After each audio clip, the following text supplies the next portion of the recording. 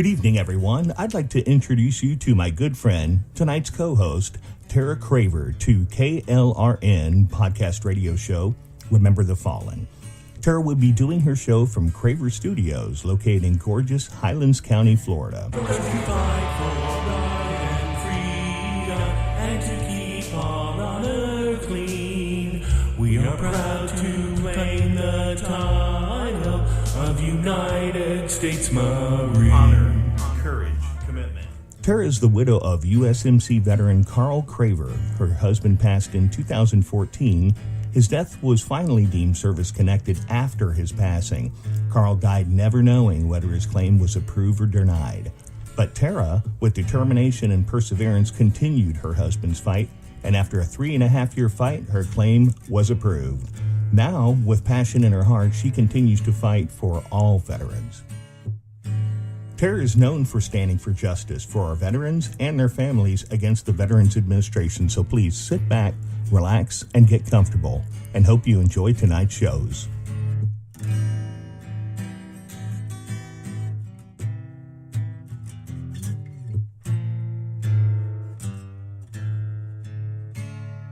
Hey everybody, this is Tara Craver. I want to thank you all for tuning in tonight.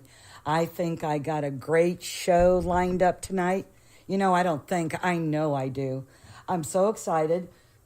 Excuse me, a dry throat.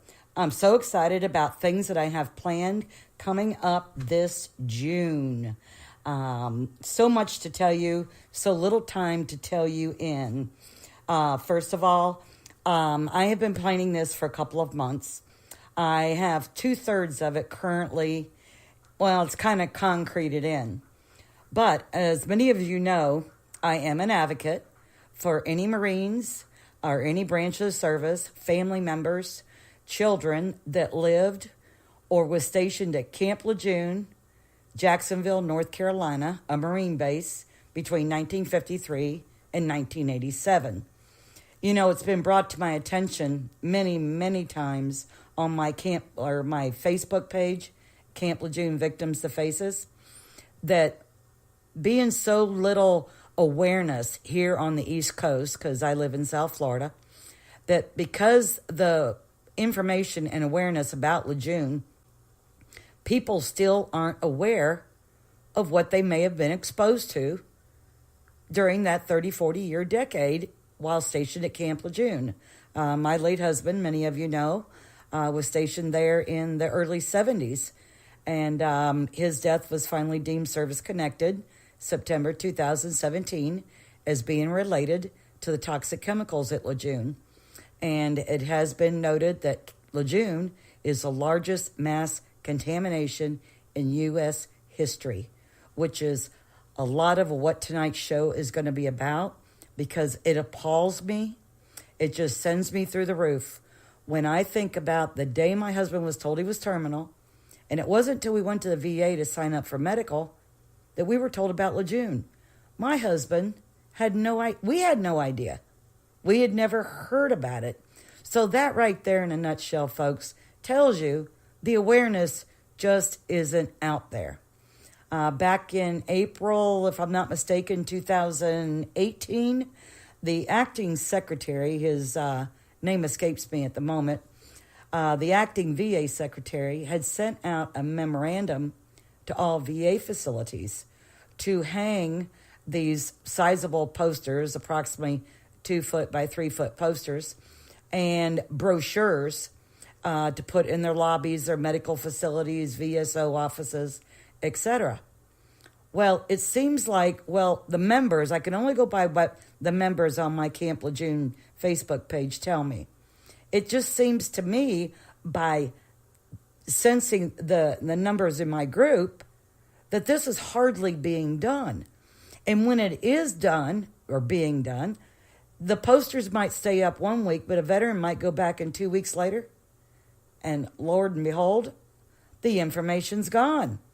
So I don't see anywhere in the memorandum that I have a copy of where this acting VA secretary said this would be a temporary thing. The word temporary never came out in that notification, that memorandum he sent out. So the members that I have on my Facebook page have told me because of the little knowledge in the East Coast, because they believe there's more knowledge here than there is in the Midwest and the West, because out there they say there's hardly any at all, if any. Well, I have decided to take on upon myself, I call it my Camp Lejeune Awareness Campaign. Starting June 1st of this year, 2019, I will be leaving my home in South Florida. So far, my itinerary stands as this: the weather, the media, and Lord knows my automobile all cooperate. June 3rd, I plan on being in Montgomery, Alabama. June 4th, Jackson, Mississippi. June 6th, St. Louis, Missouri. June 10th, Wichita, Kansas. June 11th, Tulsa, Oklahoma. June 12th, Muskogee, Oklahoma. June 17th, Waco, Texas. June 18th, Albuquerque, New Mexico. June 19th, Phoenix, Arizona. I will end up in Tucson, Arizona. I'm going out there to visit my husband's daughters who live there. I haven't seen them since before we lost their father 5 years ago. So I plan on making as most as I can out of my visit. So I'll be there a week to 10 days or more. But on my way back to Florida, I'll be going to Houston, Texas, and New Orleans, Louisiana. But to date, I don't have an exact date. The best way to follow me in my travels in the states and cities and times approximate that I will be there, I welcome all that would like to join my Facebook group, Camp Lejeune Victims, The Faces. I will be posting on there on a regular basis during my travels, so people that may be able to join me in these cities will be able to keep track of where, when, and how I'll be there. And I have a great big favor. Anyone that's tuning in tonight, if you live in any of these cities and states, even remotely near, I am about to put a little over 5,000 miles on my vehicle to do this.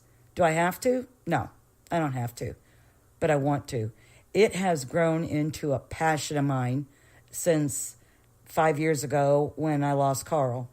This is a passion because if I can keep one veteran, one family member, one child from jumping through even a third of the hoops the VA forced me to jump through, or if I have saved one of those lives by giving them information that wasn't given to us, we've accomplished something. And folks, I say we because I am in hopes that if you follow me on Camp Lejeune Victims, The Faces Facebook page, you know when I'm coming to one of these cities, hopefully that will be near you, that you will come out and join me. Guys, I cannot do this by myself. I'm going to give it all I got, but I am 63 years old. Sometimes when I get out of this chair, I feel like a box of cereal. Snap, crackle, pop. But I am getting ready to do this trip. Yes, I'm going to visit my kids, but I am literally taking this scenic route.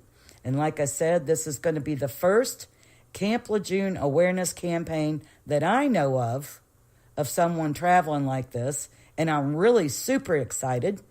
If you're able to join me, you don't have to bring any signs unless, of course, you want to make one or have one made. I've got a banner. I've got the signs. I've got plenty for everybody. I'm going to have VA-approved material also with me.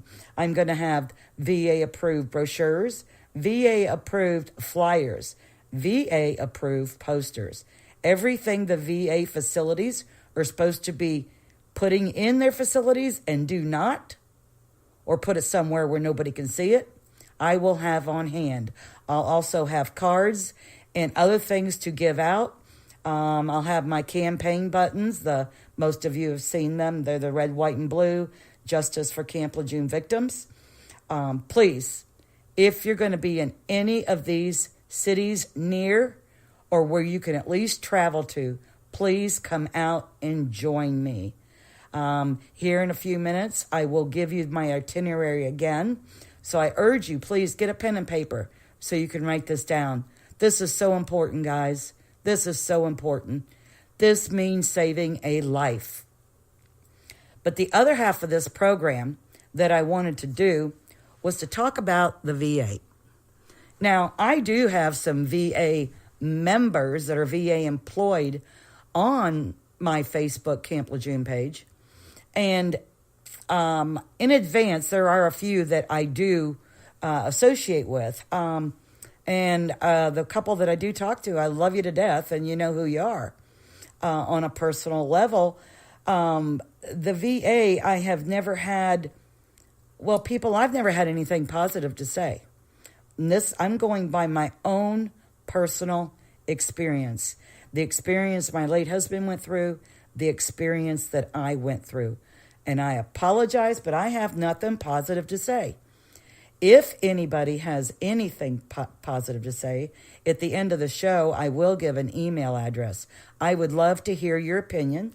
I would love to hear some success stories regarding the VA Camp Lejeune claims, if there's any out there.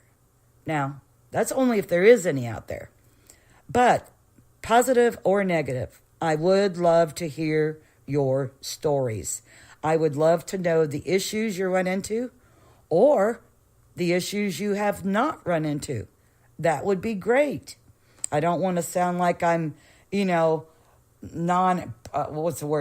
non-proactive VA, but I will give everybody a chance, positive or negative, whether I like it or whether I don't. It's your opinion, and that's the important part.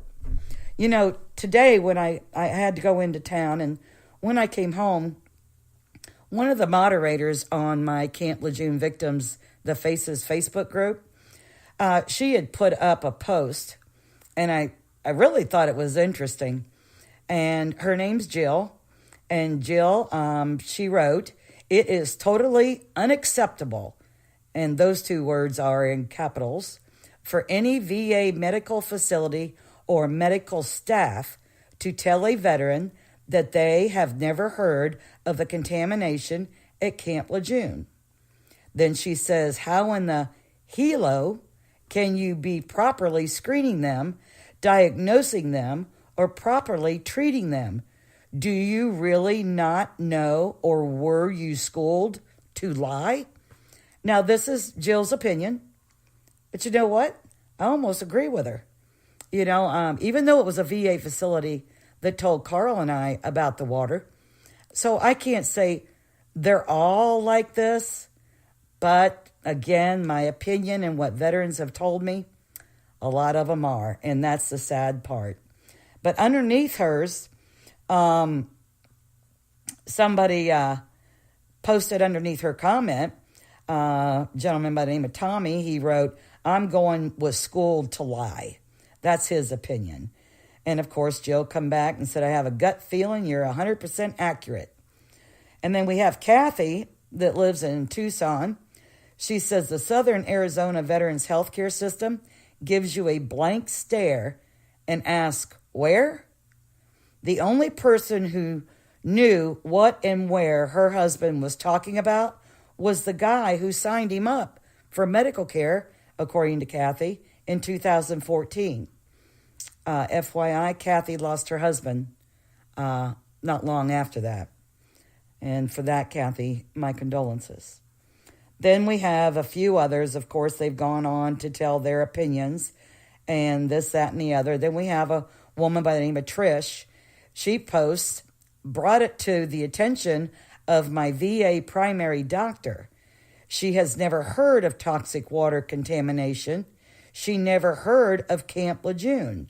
She thought it was some kind of a daycare center." Oh my God, Trish, that is something. The VA physician actually thought Camp Lejeune was a daycare center? Oh, come on.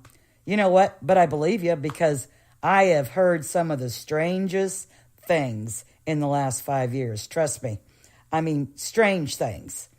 And then I have a fella on here by the name of Denny. He says the Mansfield VA clinic sent him to the Cleveland clinic, or the Cleveland VA kidney doctor, And all he did was read it off the computer that Camp Lejeune Toxic did not cause any kidney problems or cancer. This gentleman, Denny, also says in his office, less than 5 minutes, he never checked my files or me at all, talked to other Marines in the waiting room, and the doctor told them the same thing word for word. Now, this is hardcore information. I mean, when they look at you like, something wrong with you?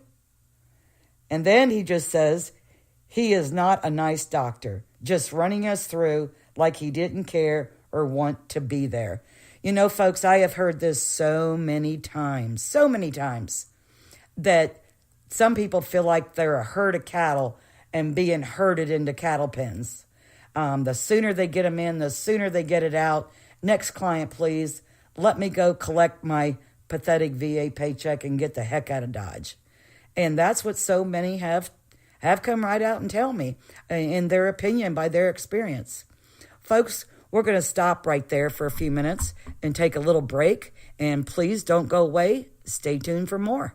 Sprint gives you the best of both worlds. A network built for unlimited and a great price. Our LTE Advanced network is now up to 2 times faster than before. And our total LTE coverage has increased by 30%. There's never been a better time to switch. Visit a Sprint store, sprint.com, or call 800-SPRINT-1 and make the switch to Sprint today. Faster compared to 4G LTE. LTE Advanced requires a capable device. 4G LTE data coverage with roaming coverage and offer not available everywhere. Hi, it's Jamie, Progressive number 2 employee. Leave a message at the... Hey, Jamie, it's me, Jamie. This is your daily pep talk. I know it's been rough going ever since people found out about your a cappella group, Mad Harmony, but you will bounce back. I mean, you're the guy always helping people find coverage options with the Name Your Price tool. It should be you giving me the pep talk. Now get out there, hit that high note, and take Mad Harmony all the way to nationals this year. Sorry, it's pitchy. Progressive Casualty Insurance Company and Affiliates. Price and coverage match limited by state law. Hey, this is Tara again. If you have a suggestion for an upcoming show, or you yourself would like to share your story, please contact me at Craver Studios, FLA@gmail.com. That's Craver, C as in Charlie, R-A, V as in Victor, E-R, Studios, S-T-U-D as in Delta, I-O-S, F-L-A, Foxtrot Lima Alpha, @gmail.com. And if you are a Facebooker, check out my Facebook page, Camp Lejeune Victims, The Faces. Hey everyone, and welcome back. You know, before we went to the commercial break, I was discussing about opinions that different people have regarding their VA medical care or their claims regarding Lejeune or otherwise. This afternoon, I had put a post up on my Camp Lejeune Victims, The Faces Facebook page and asked anybody that wanted to please post under or comment under my post on their opinion, good or bad, positive or negative, regarding their medical care or other experiences that they've had with the VA. You know, it didn't take long for my members to start popping up. Last month, I did a show with a veteran that was stationed at Lejeune by the name of Ned. And Ned believes, in his opinion, that if the VA had not sat on their hands so long last fall in 2018, that he wouldn't be going through chemo and radiation now because they had only given him a 6-week window to have certain things done.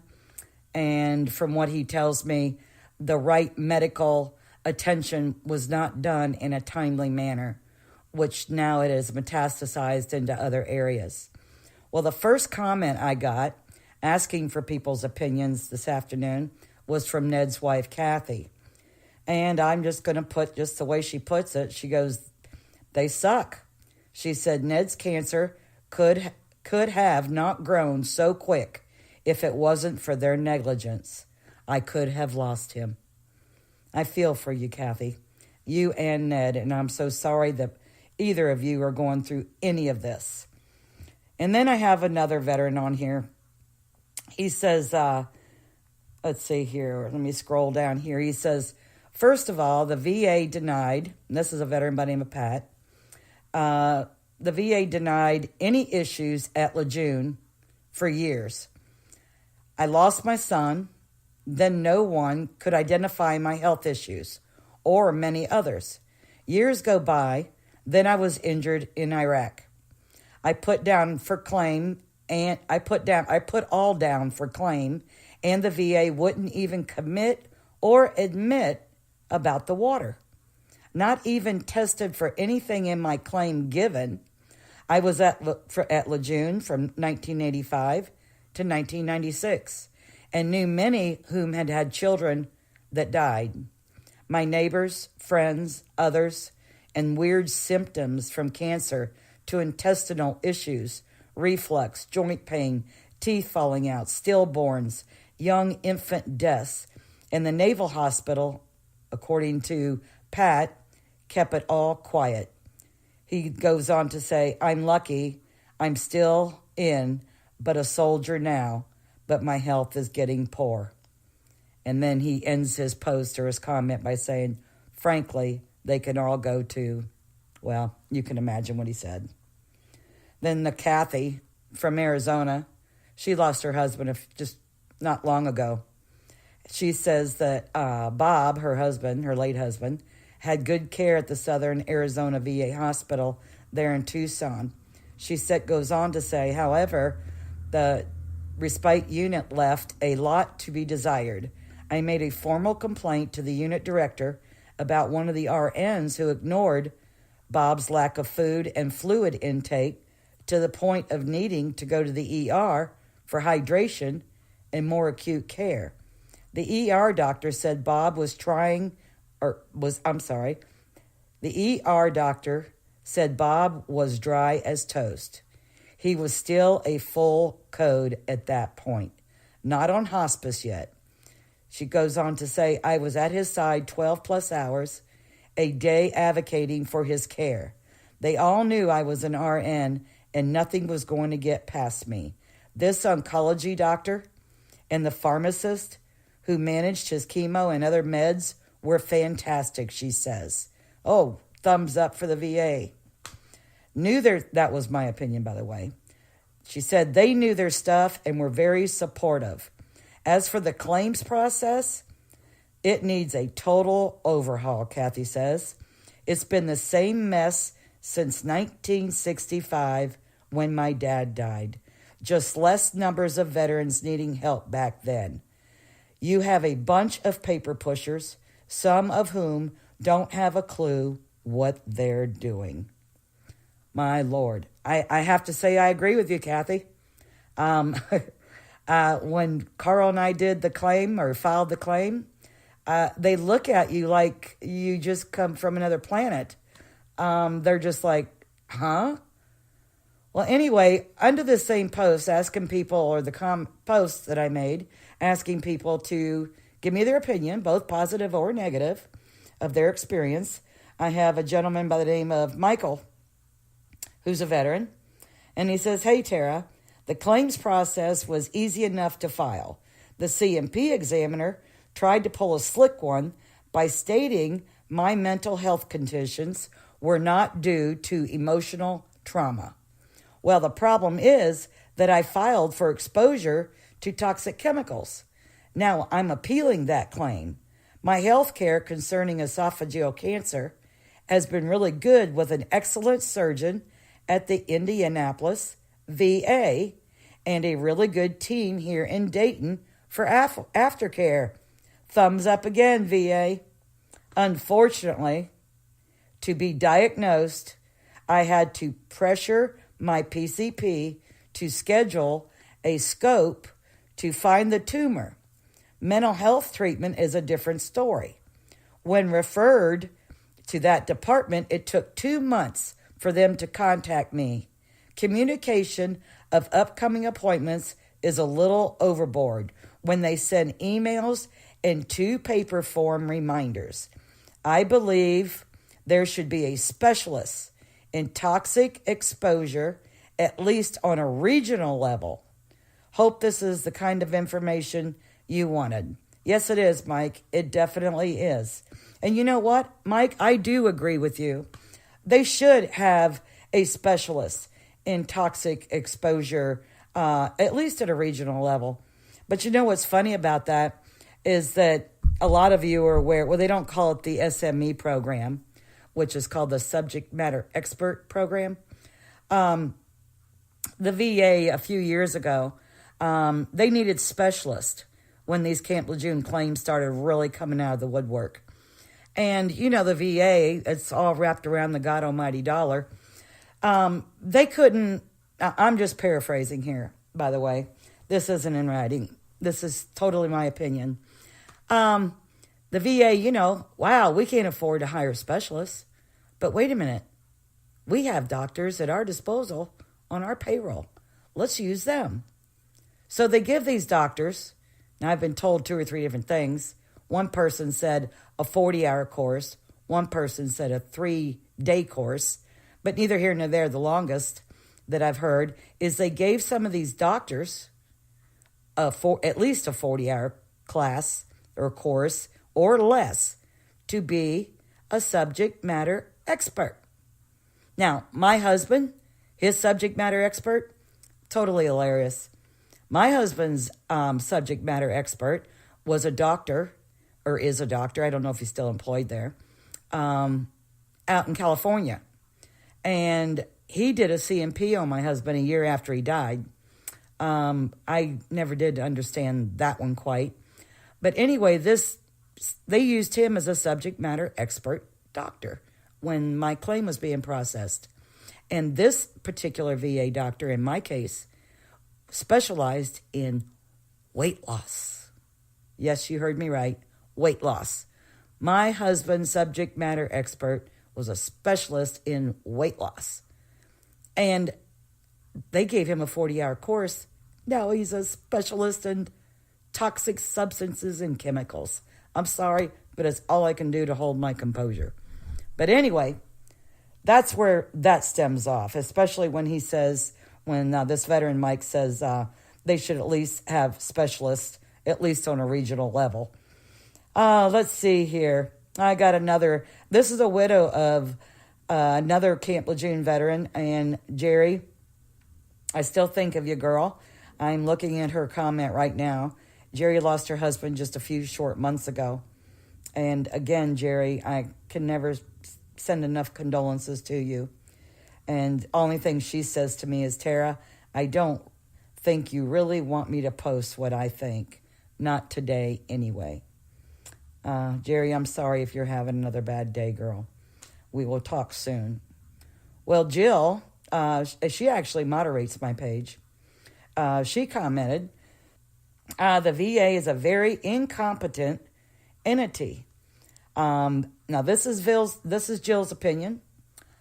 She lost her father not long ago, and she's had to deal with the VA on different levels. But like I said, she puts comments. The VA is a very incompetent entity. They are very inconsistent and don't know their own rules and regulations. Way too many medical facilities don't have signs up about the contamination at Camp Lejeune. You're absolutely correct, Jill. I totally agree with you on that one. The doctors and medical staff act like they don't know anything about Lejeune. Now, folks, we just talked about this earlier. She's not the first person to say that medical staff or staff, period, when a veteran or family member goes into a VA facility, they bring up toxic chemicals at Camp Lejeune. Toxic chemicals where? Oh, I'm sorry. One VA center thinks Camp Lejeune's a daycare center. I forgot about that. Sorry, Jill.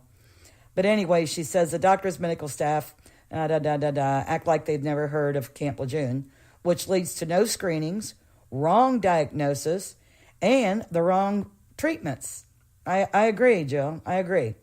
They promised my dad that medical treatments wouldn't cost him a thing, and yet they waited until he died to bill his estate. Now that's that's wrong. Their excuse was that doctor didn't perform his catastrophic disability exam. Don't hold my dad accountable for the doctor's mistake. Oh, I agree, girl. I agree. The claims process is an absolute nightmare, she says. They admitted my dad had everything in his file to rule in his favor, yet his claim was never approved before he passed away, and they can't explain why it's not there. They want to recoup his funeral expenses because he did a prepaid funeral plan. They also want to recoup his compensation because they claim they made an erroneous mistake, which they haven't made clear to me that the mistake or mistakes were. Their SME, there's that word again, subject matter expert, their SME program is a complete failure, filled with lazy and ignorant employees that copy and paste from Wikipedia in their denial letters. And you're right. You're right. I don't have that right at the top of my head, but you're right. There was a veteran here not long ago, a couple years ago, where his SME report, right on the back of it, what the SME doctor from the VA had wrote was a copy and paste right from Wikipedia. That's just, I don't know if that's desperate or lazy. Maybe it's both. Maybe it's like, I got cocktails tonight at 6. I don't have time for this.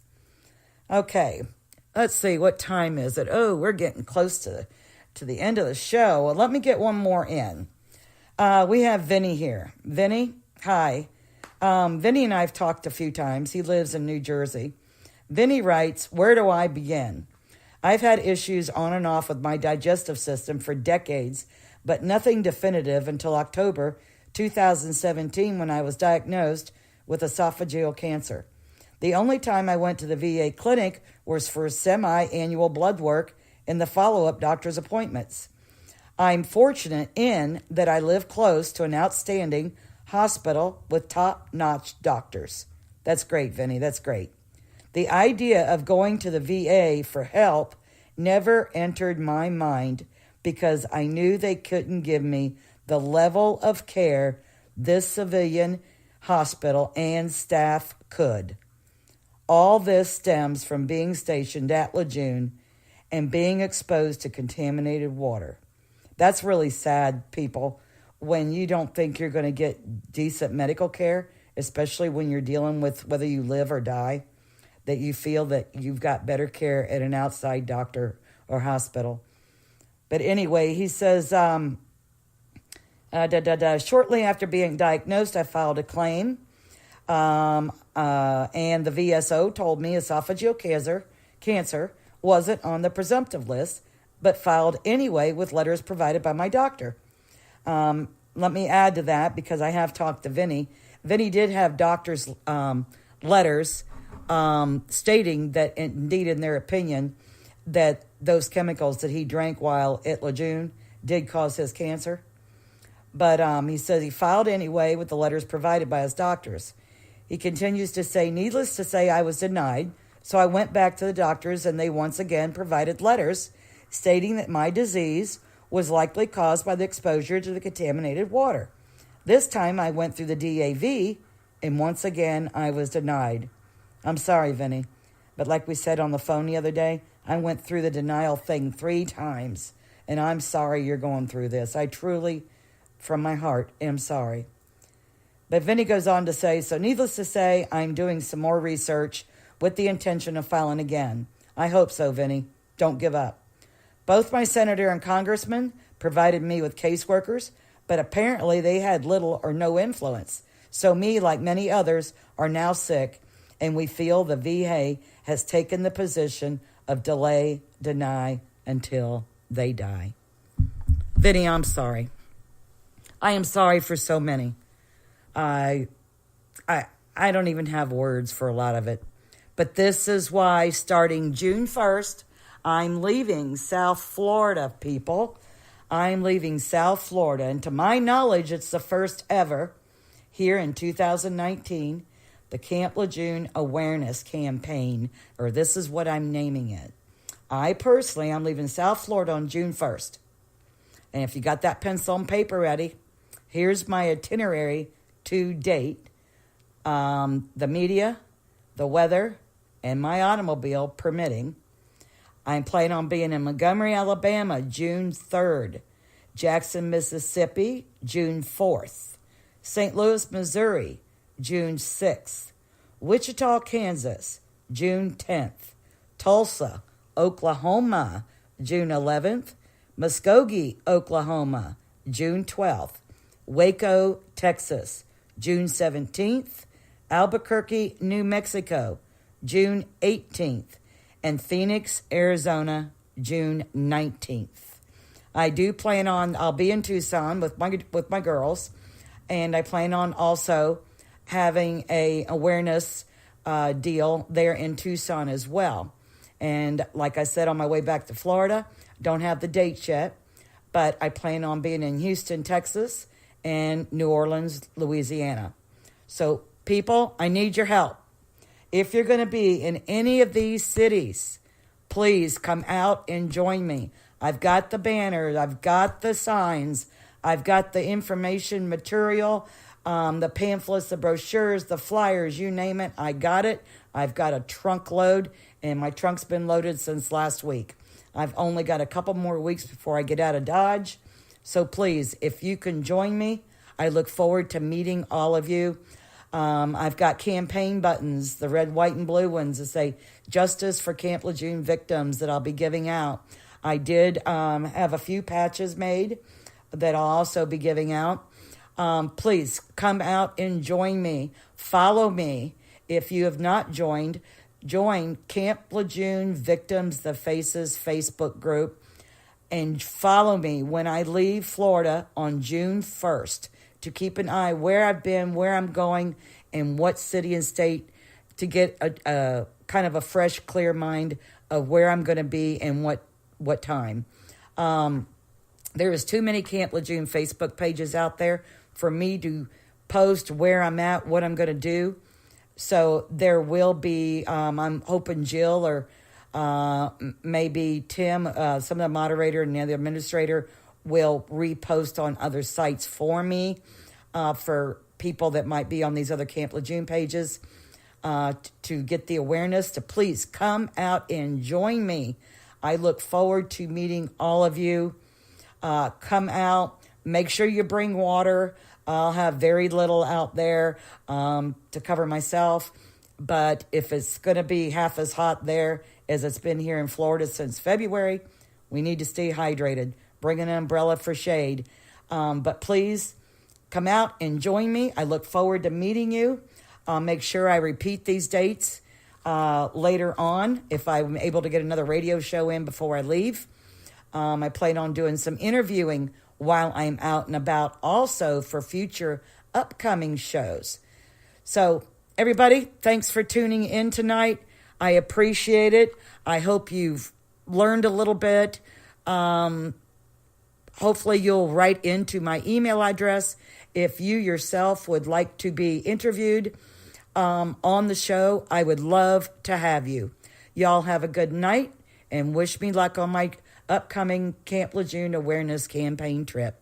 Good night, folks. Hello, I'm Hector Elizondo, Emmy Award-winning actor, and I want to talk to you about getting older. My body hurts, my joints ache, and sometimes I forget. I forget that doing all your own scenes for a movie isn't always the best decision. Especially when you're galloping side saddle down a countryside road on a horse named Archibello, who seems to have only one speed, high. And pulling on his reins only seems to encourage him to go even faster. So, of course, my body hurts and my joints ache, but it's not because of my age. It's because I'm living my life. Oh, Archibello! Don't let life pass you by. Take care of your brain health. It may just help you stay on top of your game. As soon as this scene wraps, I'm going to kiss the ground, thank Archibello for his outstanding performance, feed him a carrot, and visit brainhealth.gov. Find out how you can make the most of your brain as you age at brainhealth.gov. Every day, 70,000 puppies or kittens are born in the U.S. Cute, right? Well, what's not cute is that half of all litters are accidents. And when a kitten has a litter of oopsies and a puppy has a litter of uh-ohs, pretty soon you have thousands and thousands of OMGs. And that leads to millions of pets being killed in shelters each year. But if 80% of people with pets say they believe in spaying and neutering, then what gives? Turns out that those sweet little fuzzballs can get pregnant sooner than you think. A lot sooner. But here's the good news. You can stop the accident before it happens. You just have to remember one number. 4. As in 4 months. When you bring home Maggie or Ruby or Puddles or Clyde, get them fixed at 4 months old. It can be old enough to get pregnant, and it's definitely young enough to make a difference. Prevent more. Fix at month 4. Visit fixat4.com for more information. Brought to you by Best Friends Animal Society. Well, everyone, it's that time again. I do hope you enjoyed tonight's show. Be sure to tune in every Thursday night at 8 p.m. and join the host of Remember the Fallen, Dave Matthews, as he discusses other veteran issues. And remember, what doesn't kill you does make you stronger. This is Tara Craver, and I am 10-7.